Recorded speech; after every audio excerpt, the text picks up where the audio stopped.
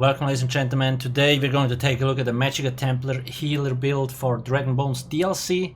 This is a trial and dungeon build. I do have a written guide on my website, and also if you have any more in-depth questions, I highly recommend checking out Vana's YouTube channel. She has a very similar build. The build is based off hers actually, so if you want more in-depth question, I'm sure she's happy to answer, so make sure to sub to her.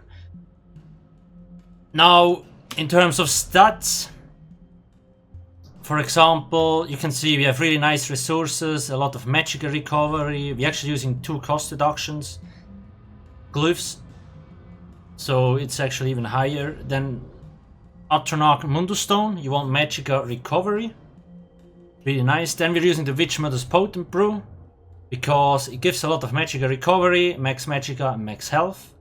And then use the spell power potions if possible. If you don't want to use them, then just make sure to get the spell power damage buff from somewhere else to kind of boost your heals. Now, in terms of race, I do recommend either being a high elf, Argonian or Breton. I chose a high elf because max Magicka by 10% and also recovery, so it's just really nice. In terms of gear, there is a lot of good gear options. I do have like a lot of different gear options on my website. You can go check it out if you want to. This is just one possible setup. We're using 5 Worm Cult, basically reducing the Magicka cost abilities by 4% for you and your group members. Very effective. Then Spell Power Cure, this is a must-have. If you want to change out the set, then change Worm Cult and not Spell Power Cure, because this here gives 260 spell damage and weapon damage, so it's really nice, and up to 6 targets actually. Now I do have infused price set enchants on the big pieces and divine Magicka on the small. On the jewelry, spell damage, cost reduction. It will be easier to sustain with cost reduction, but you also could run recovery if you want. The difference is really small. But especially if you use a lot of abilities and you kind of animation cancel healing, then cost reduction might be a little bit better. You want to have a master restoration stuff with power to increase your healing down by 9%.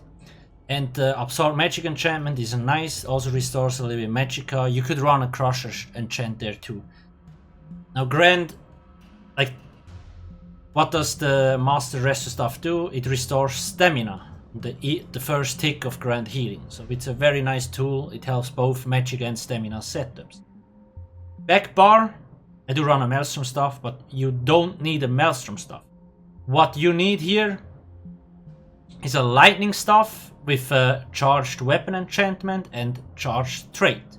You can run a random lightning staff, it doesn't matter, as long as it's a lightning staff, shock enchant, charged trait. Because you want to apply off balance to the enemies very quickly. You see when I bam, off balance there immediately.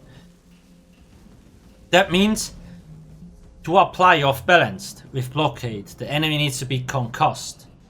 So the charged trait here basically makes the shock damage glyph status effect apply immediately.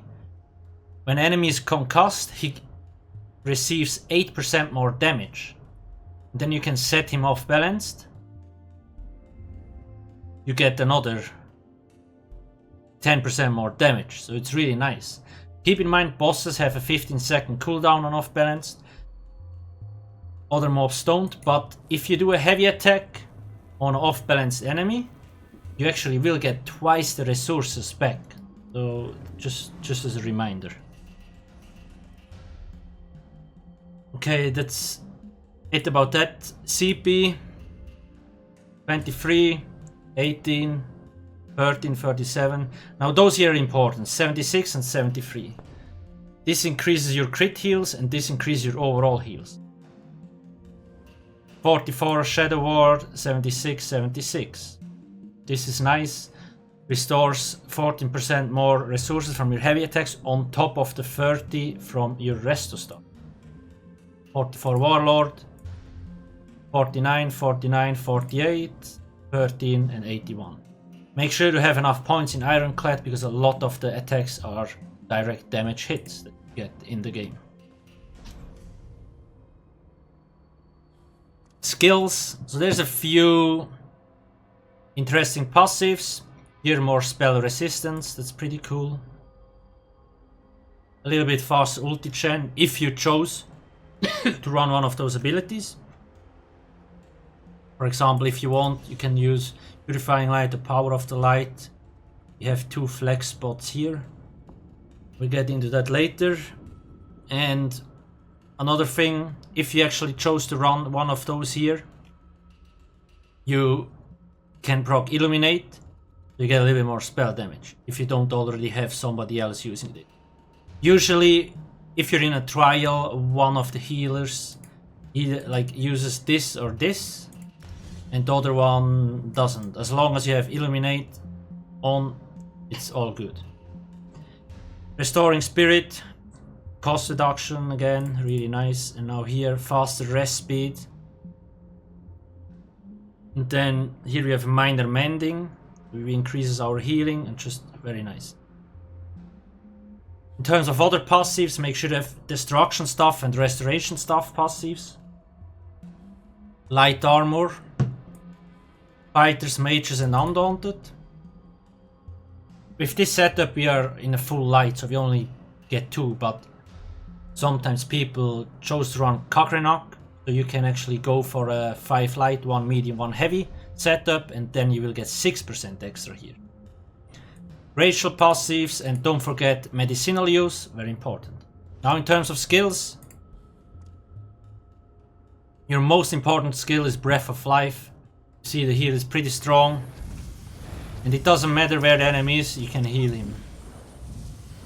Just a very strong burst heal. Combat Prayer, have to activate it every 8 seconds, because it gives minor Berserk to your friends, increasing the damage done by 8%. Healing Springs, your main heal. Very cheap, huge area, and heal a lot. Only use Breath of Life if some dude really receives a lot of damage or you don't know where he is. Mutagen. Now, you don't necessarily need this. It is a nice skill if somebody drops low. You see, if you are fall below 20%, the mutagen is consumed but heals for an immediate 6k health. So it can be nice, but you don't necessarily need it. Inner Light gives us more or less 3k Magicka. Again, this is a flex spot. If you need to run something else here, go for it. Solar Prism can be nice to have damage mitigation, but I usually recommend running Aggressive Horn.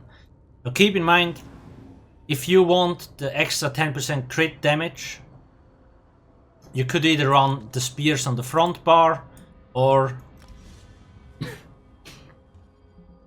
this ability, Empowering Sweeps or Crescent Sweep. Because Piercing Spear is only active when you have Hadric Spear ability slotted. So let's just, I don't know, let's just put this here now. Then we're good to go. But then again, like 10%, it's not a lot. It doesn't really matter. Channeled Focus gives you Major Resolve, Major Ward, increasing resistance. And a lot of Magicka Recovery. This is your main Magicka Recovery, or your main sustain skill. So you see it costs 526, but every half seconds you recover 240. That's so much, and it lasts 18 seconds. Okay, the Storm, keep it on the ground to proc concussion and off balance, very important. Elemental Drain needs to be on the enemy all the time, so to apply minor Magicka Steel mostly. So the sustain for both you and the group is increased. Luminous Shards. Now this is here to support your tank and your damage dealers. You can see when somebody picks up the synergy, they get 4k magic and stamina and an additional 2k. Whatever is lower. So that's really cool.